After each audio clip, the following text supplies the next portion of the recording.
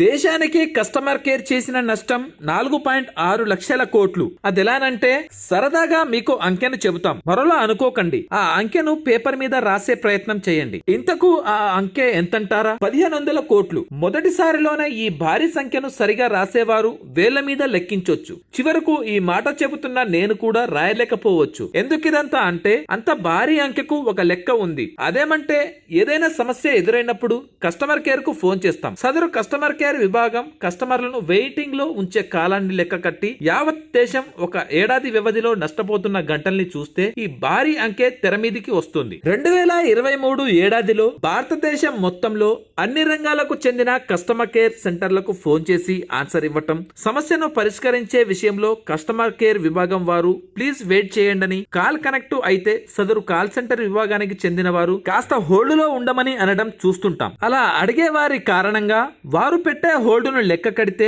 దేశవ్యాప్తంగా ప్రజలు 1500 కోట్ల గంటల్ని వేస్ట్ చేస్తున్నట్లుగా పేర్కొన్నారు. ఇన్ని భారీ పని గంటల్ని కోల్పోవడం కారణంగా భారతదేశ ఆర్థిక వ్యవస్థకు నష్టం వాటిల్లేలా చేసిందని చెప్పాలి. 1500 కోట్ల శ్రామిక శక్తి వల్ల కలిగిన ఆర్థిక నష్టం రూపాయలు 4.6 లక్షల కోట్లుగా లెక్క తేల్చేశారు. సర్వీస్ నౌ అనే సంస్థ తాజాగా విడుదల చేసిన నివేదికలో ఆసక్తికర అంశాల్ని వెల్లడించారు. 18 ఏళ్ల కంటే ఎక్కువ వయసున్న 4500 మంది భారతీయులపై ఈ సర్వేను నిర్వహించి రిపోర్ట్ సిద్ధం చేశారు. కస్టమర్ ఎక్స్పీరియన్స్ ఇంటెలిజెన్స్ రిపోర్టు 2024లో పేర్కొన్న కీలక అంశాల్ని చూస్తే 2023లో అన్ని కాల్ సెంటర్లు కలిపి 1500 కోట్ల గంటల పాటు కస్టమర్లను హోల్డ్ లో ఉంచారు. అలా వినియోగదారుల శ్రామిక శక్తి కారణంగా జరిగిన ఆర్థిక నష్టం రూపాయలు 4.6 లక్షల కోట్లు. కాల్ కనెక్ట్ కాకపోవడం వల్ల వెయిటింగ్ లో ఉన్నవారు 50% కంటే ఎక్కువే. తమ సమస్యల్ని 3 రోజుల్లో పరిష్కరించకుంటే 66% మంది ఇతర కంపెనీ సర్వీసుల్లోకి మారేందుకు సిద్ధం. కస్టమర్లకు అవసరమైన సర్వీసు పొందడంలో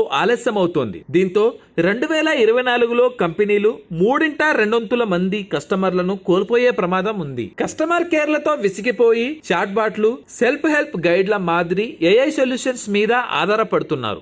టెక్నాలజీ పుణ్యమా అని 62% మంది కస్టమర్లు కాల్ సెంటర్లకు ఫోన్ చేయకుండా స్వయంగా సమస్యల్ని పరిష్కరించుకుంటారు. దాదాపు 50% మంది వినియోగదారులకు టెక్నాలజీ ఉపయోగించి తమ సమస్యల్ని ఎలా పరిష్కరించుకోవాలో సరైన అవగాహన లేదు. పెరిగిన టెక్నాలజీతో చాలా మంది ఏఐ సొల్యూషన్స్ పై ఆధారపడుతున్నారు. అవసరమైతేనే తప్పించి కస్టమర్ కేర్లను సంప్రదించడం లేదు. ఆ దేగా అమెరికా జాతీయ పక్షి 240 ఏళ్లకు గుర్తింపు. ఇంత వెనుకబాట, వివరాలేంటో చూద్దాం. అమెరికా అంటే అందరికి కలల దేశం, డాలర్ల రాజ్యం. ప్రపంచంలోనే అన్ని దేశాల యువత అమెరికా వెళ్లాలని లక్ష్యంగా పెట్టుకుంటారు. అయితే అమెరికా అంటే అంత బాగుంటుందని కాదు. అక్కడ అనేక లోటుపాట్లుంటాయి, రాజకీయాలుంటాయి, కొన్ని కీలక విషయాలు పెండింగ్ లో ఉంటాయి. దీనికి ఉదాహరణలే ఈ సంగతి. ఇక విషయానికొస్తే అమెరికా జాతీయ జెండా అంటే అందరికీ తెలిసిందే. 50 నక్షత్రాలతో కూడిన ఆ జెండా ఆ దేశంలోనే ఒక్కో రాష్ట్రానికి ప్రతీక. ఇక అమెరికా జాతీయ పక్షి ఏదంటే ఖచ్చితంగా చెప్పలేని పరిస్థితి. ఎందుకంటే దానికి ఇప్పటి వరకు ఆమోద ముద్ర పడలేదు కాబట్టి. మీరు చూస్తున్నది నిజమే. ఏకంగా 240 ఏళ్లు చూసి అమెరికా జాతీయ పక్షిని తేల్చారు. వాస్తవానికి 100 ఏళ్లుగా అయినా ఈ గుర్తును వాడుతున్నారు, కానీ కావలసిన జాతీయ పక్షి హోదా మాత్రం లేదు. ఇక తాజాగా గుర్తించిన పక్షి పేరు ది బాల్డ్ ఈగల్. భారతీయ భాషలో చెప్పాలంటే డేగా. 1782 నుంచి అమెరికా రాజముద్రలో దీని బొమ్మ ఉంది. మరో దానితో మార్చాలని ప్రయత్నించినా సాధ్యం కాలేదు. అమెరికా చిహ్నంగా గుర్తింపు పొందిన ఈ గద్ద కొన్ని ఫోటోల్లో 2 రెక్కలు చాచి ఒక కాలితో ఆకులను, మరో కాలితో బాణాలను గట్టిగా పట్టుకొని ఉంటుంది. అయితే ఇన్నాళ్లకు దీనిని అధికారిక పక్షిగా ఎంపిక చేసిన బిల్లుకు అమెరికా సెనెట్ లో మోక్షం లభించింది. మిన్నెసోటాకు చెందిన అధికారిక డెమోక్రటిక్ పార్టీ సెనేటర్ అమీ క్లోబోచర్ ప్రవేశపెట్టిన బిల్లును సభ ఏకగ్రీవంగా ఆమోదించింది. 240 ఏళ్లుగా అమెరికా విలువలకు ప్రతీకగా ఈ బాల్డీగల్ నిలిచిందని, అయినా అమెరికా అధికారిక పక్షి కాలేకపోయిందని సెనేటర్ సిథియా లూయిస్ వ్యాఖ్యానించారు. అమెరికా బలమైన స్వేచ్ఛకు చిహ్నంగా ఆ పక్షి స్థానాన్ని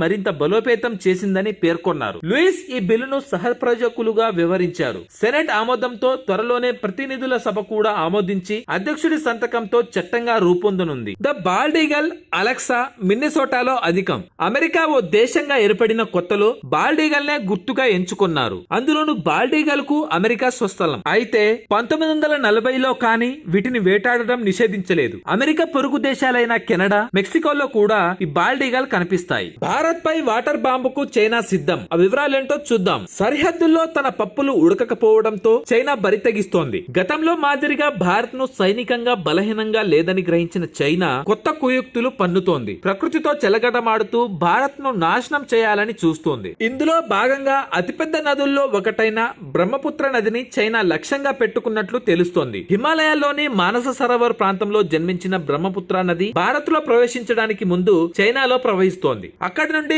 భారత్ లో అరుణాచల్ ప్రదేశ్, అస్సాం రాష్ట్రాల్లో ప్రవహిస్తూ బంగ్లాదేశ్ లోకి మల్లుతుంది. అక్కడ బంగాళాఖాతంలో కలుస్తోంది. ఈ నేపథ్యంలో బ్రహ్మపుత్ర నది చైనాలో ప్రవహిస్తున్న చోట భారత్ సరిహద్దుకు కేవలం 30 కిలోమీటర్ల దూరంలో నదికి కీలకమైన వంపు మార్గంలో చైనా భారీ జల విద్యుత్ ప్రాజెక్టును నిర్మించాలని తలపెట్టింది. ఇది ప్రపంచంలోనే అతి పెద్దదని చెబుతున్నారు. దీని సూపర్ డ్యామ్ గా చైనా అభివర్ణిస్తోంది. ఈ డ్యామ్ విషయంలో భారత్ జాగ్రత్తగా ఉండాలని ఆస్ట్రేలియన్ స్ట్రాటజిక్ పాలసీ ఇన్స్టిట్యూట్ హెచ్చరించింది. బ్రహ్మపుత్ర నది కీలక వంపు మార్గంలో డ్యామ్ ను నిర్మించి భారీ ఎత్తున నీటిని నిల్వ చేసి చెప్పపెట్టకుండా వదిలేస్తే అరుణాచల్ ప్రదేశ్, అస్సాం రాష్ట్రాల్లో భారీ విధ్వంసం తప్పదు. భారీ ఎత్తున ఆస్తి, ప్రాణ నష్టాలు సంభవిస్తాయి. వాస్తవానికి బ్రహ్మపుత్ర నదికి సంబంధించి చైనా, భారత్ మధ్య ఒప్పందం ఉంది. నది జలాలు, వరదకు సంబంధించిన సమాచారాన్ని ఇరు దేశాలు ఎప్పటికప్పుడు ఇచ్చిపుచ్చుకోవాలనేది ఈ ఒప్పంద సారాంశం. 2002లో ఇరు దేశాల మధ్య 5 ఏళ్ల కాలానికి ఒప్పందం జరిగింది. దీని ప్రకారం బ్రహ్మపుత్ర నదికి సంబంధించిన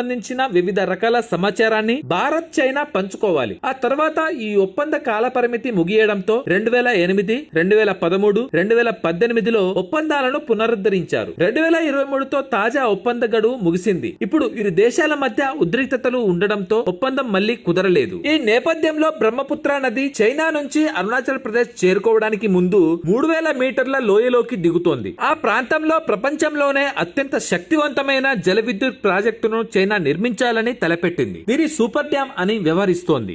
ఈ డ్యామ్ భారత్ కు తీవ్ర ముప్పును కలిగిస్తుంది. డ్యామ్ నుంచి చైనా పెద్ద ఎత్తున నీటిని విడుదల చేస్తే అరుణాచల్ ప్రదేశ్ లో తీవ్ర వరదలు సంభవిస్తాయి. భారతదేశానికి గణనీయమైన నష్టం కలుగుతుంది. భారత సరిహద్దు నుంచి కేవలం 30 కిలోమీటర్ల దూరంలోనే ఈ డ్యామ్ ఉంటుంది. ఇది ఏ సమయంలోనైనా వాటర్ బాంబ్ మాదిరిగా అధిక మొత్తంలో నీటిని విడుదల చేయగల సామర్థ్యాన్ని కలిగి ఉంటుంది. చైనా ఈ డ్యామ్ ను భారత్ ను దెబ్బతీయడానికే నిర్మిస్తుండటంతో దీనివల్ల అస్సాం, అరుణాచల్ ప్రదేశ్ లో తీవ్ర విధ్వంసం తప్పదనే అభిప్రాయాలు వ్యక్తమవుతున్నాయి. ఆ డ్యామ్ కు దిగువ ప్రాంతాలకు భయంకరమైన ముప్పు తప్పదనే భయాందోళనలు వ్యక్తమవుతున్నాయి. మానవ మెదడులో ఈ చిప్ దొబ్బేయదు. ఆ వివరాలు ఏంటో చూద్దాం. మానవ మెదడు ఎన్నో అద్భుతాలకు నిలయం. మనుషులకు, జంతువులకు ఉన్న తేడా మెదడే. మానవుల మెదడు ఎంతో విజ్ఞానానికి, ఆవిష్కరణలకు కారణమైంది. ఇంకా మరెన్నో అద్భుతాలు చేయడానికి అది తన సంకేతాలను పంపుతూనే ఉంటుంది. ఈ నేపథ్యంలో మానవ మెదడు పరిణామ క్రమంలో మరో అద్భుతం ఆవిష్కృతమైంది. మానవ మెదడులో ఎలక్ట్రానిక్ చిప్ ను అమర్చే ప్రయోగాల్లో కీలక పురోగతి సాధ్యమైంది. తాజాగా ఇంకో వ్యక్తికి ఎలక్ట్రానిక్ చిప్ ను అమర్చారు. ఈ విషయాన్ని న్యూరాలింక్ అధినేత ఎలాన్ మస్క్ ప్రకటించారు. ఒక వ్యక్తిలోకి 10 చిప్పులను ప్రవేశపెట్టొచ్చు. ఇన్స్టాల్ అయ్యాక మెదడు నుంచి విద్యుత్ సంకేతాలను పంపడం, అందుకోవడం, ప్రేరేపించడం వంటి విధులను చిప్ నిర్వహిస్తోంది. వాటిని కంప్యూటర్లు విశ్లేషించగలిగే అల్గారిథంలుగా మారుస్తుంది. మానవ మెదడులో తొలి చిప్ ను విజయవంతంగా అమర్చినట్లు జనవరి చివరిలో న్యూరాలింక్ ప్రకటించిన సంగతి తెలిసిందే. ప్రస్తుతం క్లినికల్ ట్రయల్స్ జరుగుతున్నాయి. ఇందులో భాగంగా ఈ ఏడాది చివరి నాటికి మరో 8 మందికి మెదడులో ఎలక్ట్రానిక్ చిప్ ను అమర్చనున్నారు. కాగా న్యూరాలింక్ చిప్ ను ఇప్పటికే పందులు, కోతుల్లో విజయవంతంగా పరీక్షించారు. ఎలక్ట్రానిక్ చిప్ అమర్చిన రెండో వ్యక్తి పేరును తెలియనియడం లేదు. అలాగే అతడికి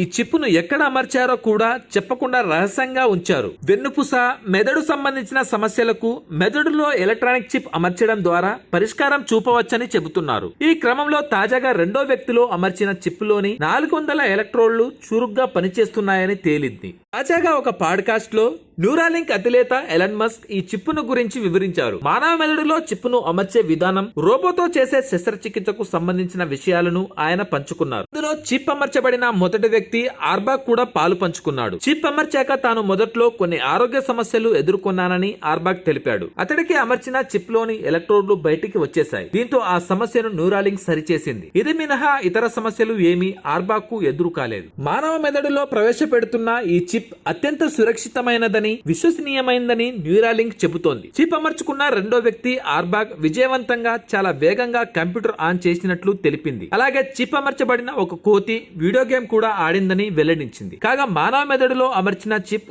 8 మిల్లీమీటర్ల వ్యాసాన్ని కలిగి ఉంటుంది. వెంట్రుక లాంటి సన్నని ఎలక్ట్రోడ్లు అందులో ఉంటాయి. పుర్రెలో చిన్న భాగాన్ని తొలగించి దీన్ని అమరుస్తారు. ఒక చిప్ లో 3000కు పైగా ఎలక్ట్రోడ్లు ఉంటాయి. ఇవి మెదడులోని న్యూరాన్ల మధ్య ప్రసారమవుతున్న సందేశాలను గుర్తించి చిప్పునకు పంపుతాయి. Thanks for watching.